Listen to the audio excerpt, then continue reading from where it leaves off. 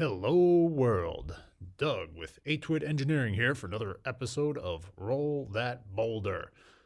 So, this particular boulder I'm about to roll has been my white whale for the past 2 years. It's the final, biggest, largest boulder that I have to move in order to complete Fairy Tale Trail. This boulder, I don't know how much it weighs. Let's just say 2 tons. But it is the biggest rock I have ever moved by myself. Might not look that big on camera, but you know, yeah, you try to get out there and move it. See how you do. I didn't even want to move this boulder. If you see this slanted tree back in the background there, right there, this was originally where Fairy Tale Trail was supposed to end. But I would go out in the woods every day, and I was pretty much done with the trail. But I would go out in the woods every day, and I would pass this boulder just sitting there mocking me. There was something, I don't know, to oversimplify it, there was a voice in my head that said this boulder needed to be moved and the trail needed to be extended out. To these two boulders, actually. The one boulder, which I'm using as kind of a fulcrum, and then this big one I'm moving. So, yeah, doing God's work out here. Got to ask, what does God want you to do? And unfortunately, in my case, he wants me to roll big boulders. I wish he had bigger plans for me, or she, whatever. But this is what I'm destined to do for now. So you can see already I'm digging out the dirt on the other side of the boulder just because it's a slight uphill angle, and the dirt and the boulder, by its sheer weight over the years or centuries or whatever, has sunk into the ground. So in order, I need to dig a hole for it to fall into. I probably didn't strictly have to dig out that hole, but just trying to make my job a little easier. The basic method here I've gone over in other videos, but you just try to get some fulcrum rocks that happen to stack well and make a secure fulcrum.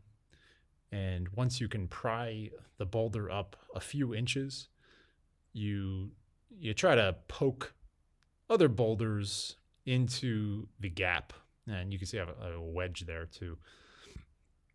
And in this way, I call it a ratcheting method. The iron bar I'm using is a 20-pound iron bar, which is it's really just fascinating to me. I can use this 20-pound iron bar to lift this boulder, which again on camera might not look like much, but in person is a very intimidating boulder.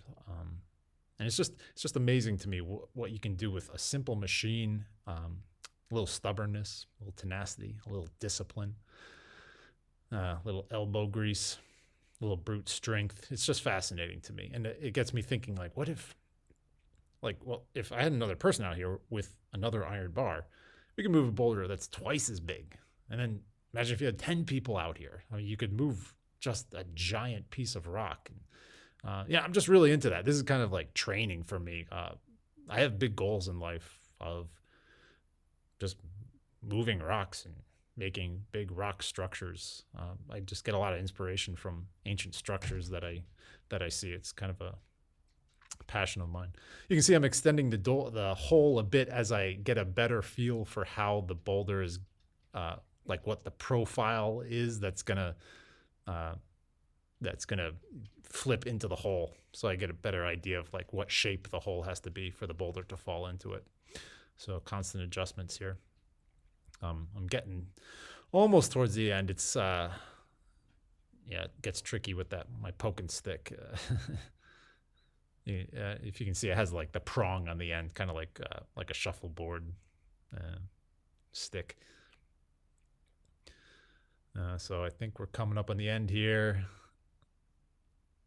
Almost there. I think one more pry. Come on. There we go. Now it's at a balance point. Now I wanted to push it over with my fingers here for dramatic effect, but it was still a little too heavy. So just do my front kick, and look at that. Just settles perfectly. Perfect distance of separation. Perfect everything. Like, this is exactly how wide I want the trail to be. Felt really good. 2 years of thinking and just stewing over this, because I just wanted to do it in a more elegant way, but in the end, I just used my old pry bar technique. I came up with some other systems of moving it, but they didn't work out. You can just see how I filled in the holes there with rock to take up most of the volume, and then the soil I dug out, I just patted back down, and boom, nice even surface again. So that's it.